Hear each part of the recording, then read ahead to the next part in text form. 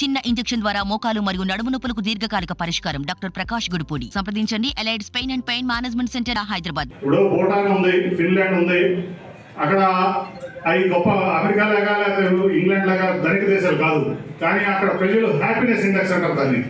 భూటాన్ కానీ ఫిన్లాండ్ కానీ అత్యంత సంతోషకరంగా ప్రజలు ఉండేటువంటి దేశాలు. దాంట్లో మధ్యతరగతులు, దిగుమతితరం, పేదవాళ్ళు ఉంటారు ఎక్కువ, కానీ హ్యాపీనెస్ ఇండెక్స్ ఎక్కువ పడుతుంది. అట్లా ఎక్కడైతే పేదలు, నిరుపేదలు, దిగువ మధ్యతరగతులు, మధ్యతరగతి వాళ్ళు ఆనందంగా ఉన్నారో అక్కడే నిజమైన హ్యూమన్ డెవలప్మెంట్ ఇండెక్స్ ఉంటుందని చెప్పి ఖచ్చితంగా మనం చెప్పుకోవచ్చు. ఒకసారి అన్ని ఇదైతే 2,50,000 కోట్లు 4 నియోజకవర్గాలు, 2 నియోజకవర్గాలు నేను అందరికి ఇవ్వాలని చెప్పి 10 లక్షల మందికి 3 సంవత్సరాల పాటు మనం టాటా ట్రస్ట్ స్వస్థ కుటుంబ ద్వారా సేవ చేసాం, మీకు అందరికీ తెలుసు. అట్లాగే టెలిమెడిసిన్ సెంటర్ కూడా పెట్టుకున్నాం. సరే, తర్వాత ఇబ్బంది వచ్చి మళ్ళీ చెప్తున్నా, మళ్ళీ ఈ విజయవాడ ప్రజలందరికీ ఏ రకంగా అయితే జగన్ గారు సేవ చేస్తారో దాంట్లో కొంచెం మిగిలిపోయిన భాగాలు ఏదో ఒక ట్రస్ట్ తీసుకొచ్చి మళ్ళీ మరి స్వస్థ కుటుంబం కార్డు మళ్ళీ ఖచ్చితంగా ప్రారంభిస్తాం. ఎలక్షన్ అయిపోగానే ఏ పేదవాళ్ళకి ఇబ్బంది లేకుండా జగన్మోహన్ గారు చూస్తున్నారు, జగన్మోహన్ రెడ్డి గారు. అట్లాగే ఆయన పాటలో నేను స్వామిదాస్ కూడా ప్రయత్నిస్తున్నాను, ఎటువంటి డౌట్ లేదు. అట్లాగే ఇవాళ అంబేద్కర్ గారి విగ్రహం నేను అనేక మంది ఎంపీగా 10 ఏళ్ళ ఎంపీగా చాలా దళిత ముఖ్యమంత్రులు పాలించినటువంటి రాష్ట్రాలు చూశారు, చాలా దళిత పార్టీలు పాలించినటువంటి రాష్ట్రాలు చూశారు.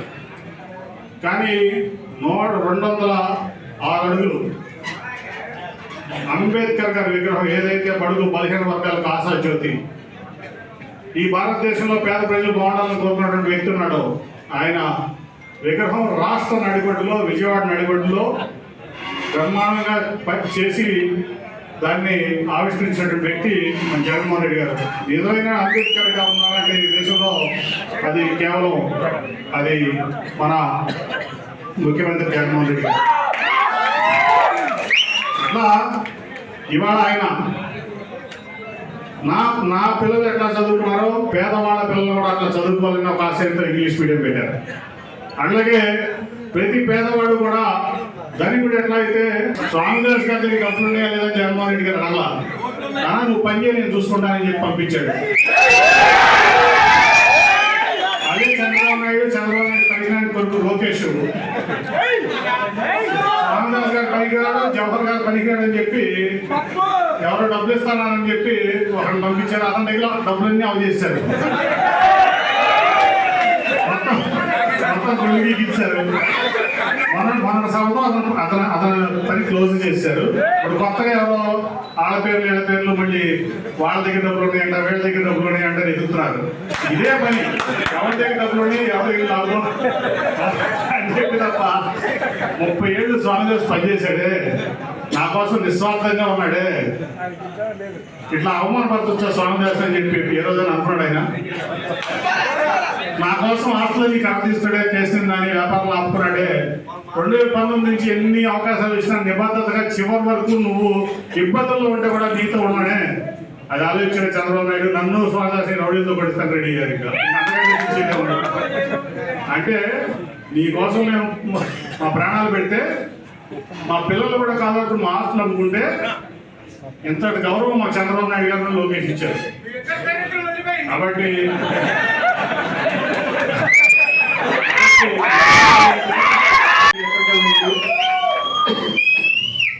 అదే ఆత్మీయత. అట్లాగే మీరు అర్థం చేస్తే రాబోయే రోజుల్లో జరిగేటువంటి గొప్ప రాజకీయ పరిణామానికి తిరువురు వేదిక అయింది. ఏమైంది మీడియా మిత్రులు తెలుసా?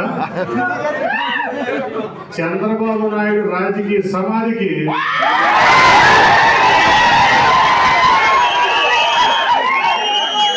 జనవరి 3వ తారీఖు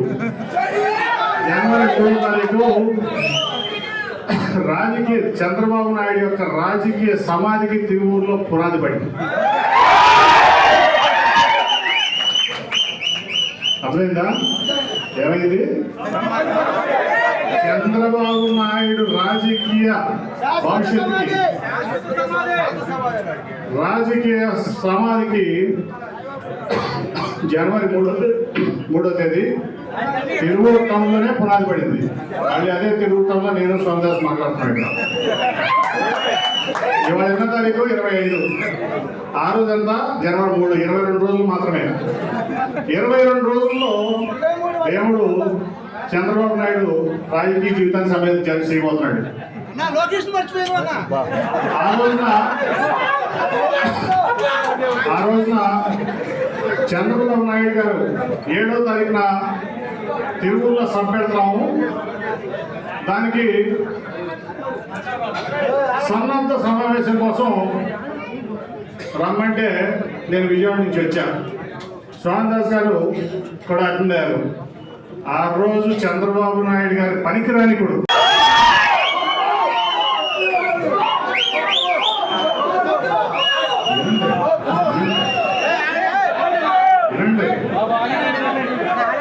ఆ రోజు నన్ను సోమదాస్ని కొట్టిస్తానికి 10 లక్షల రూపాయలు ఇచ్చి చంద్రబాబు నాయుడు గారి పనికి రాని కొడుకు లోకేష్ మా ఇద్దరి మీద గూండాలు పంపించారు తిరువూరు టౌన్లో తెలుగుదేశం పార్టీ ఆఫీసులో. నిజంగా ఆ రోజు చాలా అవమానపరిచారు మమ్మల్ని. 2012 నుంచి నేను ఎప్పుడు వెళ్ళి చంద్రబాబు నాయుడు గారి టికెట్ అడగా, నేను రాజకీయంగా ఉంటానని అడగా. ఆయన నన్ను బతిమాలు తీసుకొచ్చి విజయవాడ క్యాండిడేట్గా 2013లో ఇక్కడ పెట్టాడు. ఆయన పాదయాత్ర దగ్గర నుంచి మొదలుపెట్టి ఈ రోజు వరకు ఆయన కోసం, ఆయన పార్టీ కోసం నిబద్ధతగా నిలబడ్డాను నేను, సోమదాస్. అట్లాగే 2019లో నేను గెలిచిన తర్వాత నాకు కేంద్రంలో చాలా పెద్ద ఆఫర్ వచ్చింది. మీ అందరికీ తెలుసు, కేంద్రంలో పెద్దలు అందరూ చాలా సన్నిహితంగా ఉంటారని చెప్పి.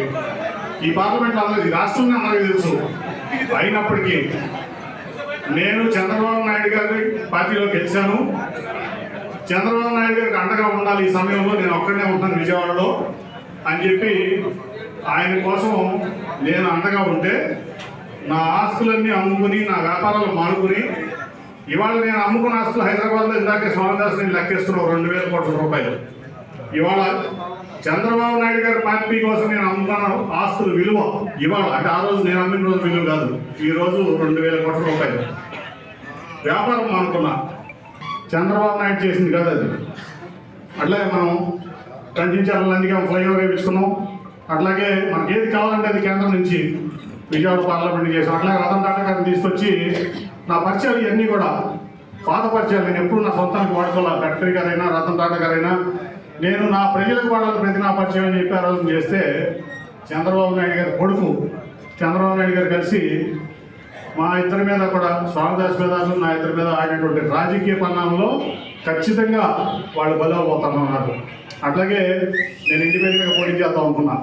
కానీ వెంటనే నాకు జగన్మోహన్ రెడ్డి గారు, అన్న నువ్వు నాతో ఉండాలి, మనం కలిసి పనిచేయాలి అని చెప్పి ఆహ్వానిస్తుంటో వెంటనే ఆయన ఆఫర్ నేను కంటే వెళ్ళి స్వీకరించడం జరిగింది. ఆ రకంగా ఇప్పుడు మనందరం కూడా, నాకు అక్కడక్కడ కొత్త అనిపిస్తుంది అవి చెప్పి మీరు అందుకున్నట్లు ఉంటే నేను మనందరం కలిసి ఎప్పటి నుంచో ప్రయాణం చేస్తున్న కుటుంబ సభ్యులాగా నాకు ఉంది.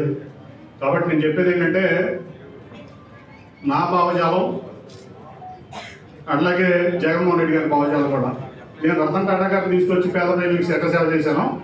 ఆయన భావజాలం కూడా వాళ్ళ 2,50,000 కోట్ల రూపాయలు వాళ్ళ పేద ప్రజలకు ఇచ్చారంటే, ఆయన పేదల కోసం పెద్ద ఎత్తున పనిచేస్తారు. నాతో ఇచ్చిన కొడతా వ్యక్తి, నేను పేద ప్రజల కోసం పనిచేసే వ్యక్తిని.